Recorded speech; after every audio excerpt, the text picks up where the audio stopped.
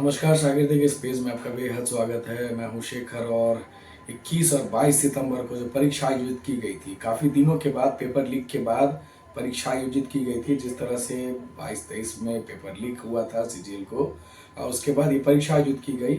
और परीक्षा आयोजित करने के बाद हेमंत सोरेन ने साफ साफ कहा था कि ये नतीजे वो जल्द लाएंगे, और देखिए बिल्कुल वैसा ही हुआ है। नई सरकार जनादेश के साथ आई है और जनादेश के साथ भी मुख्यमंत्री का पहला बयान आता है सीजीएल को लेके, नियुक्ति को लेके, बहाली को लेकर। और अब देखिए सीजीएल की परीक्षा जो 21 और 22 सितंबर को हुई थी, 6 लाख से ज़्यादा अभ्यर्थी इसमें शामिल हुए थे। 2,500 से ऊपर का ये पोस्ट है इसमें। और अब जो है उसके नतीजे जो हैं चंद देर पहले जेएसएससी की तरफ से सार्वजनिक किए जा चुके हैं।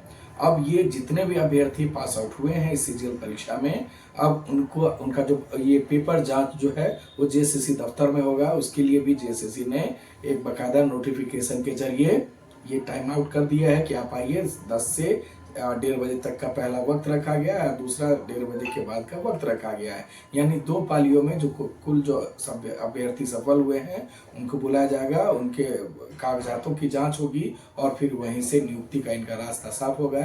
जिन जिन पदों में बहाली इनकी होनी है, जिन जिन विभाग में होनी है, ये सारा क्लियर आउट होने लगेगा। लेकिन इससे पहले तक, पेपर लीक से पहले तक, ये परीक्षा जो है पिछले 9 से 10 सालों से आयोजित होते आ रही है।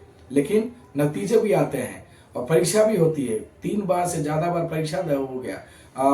सीजीएल में ये पेपर लीक की बात हुई, विधानसभा तक की भी बात पहुंची इसमें, जब जांच हुई एसआईटी की तरफ से, झारखंड एसआईटी की तरफ से। विधानसभा के एक अधिकारी हैं, उनकी गिरफ्तारी भी हुई पटना से। लेकिन ये हेमंत सोरेन बार बार इस बार की परीक्षा में भी वो कहते रहे कि नहीं, ये कोई परीक्षा में लीक नहीं हुई है।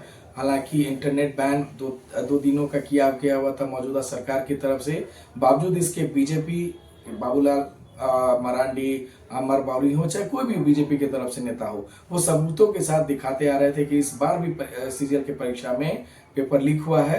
कई अभ्यर्थी जो है 2-2 हजार किलोमीटर से हजारीबाग से पैदल यात्रा करने आए थे।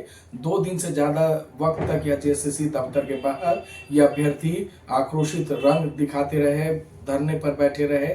लेकिन हेमंत जो है सीधे से कहते रहे कोई पेपर लीक नहीं है। और बिल्कुल वैसा ही अब देखिए नतीजे जो हैं जेएसएससी के तरफ से जारी कर दिए गए हैं। जेएसएससी ने हालांकि पेपर लीक के आरोपों पर 2 बार सबूत भी मांगे थे अभ्यर्थियों से की तरफ से, लेकिन जो सबूत सौंपे गए थे वो खाली निकले थे, ये आयोग का कहना था। और आयोग और सरकार दोनों स्पष्ट थी, दावा था और ये वादा था कि सीजीएल की परीक्षा का परिणाम हर हाल में चुनाव के बाद घोषित कर दिए जाएंगे। हालांकि परिणाम पहले ही घोषित किए जाने थे, लेकिन आचार संहिता की वजह से और चुनावी के दौरान की वजह से ये परीक्षा के नतीजा आयोजित किए नहीं गए।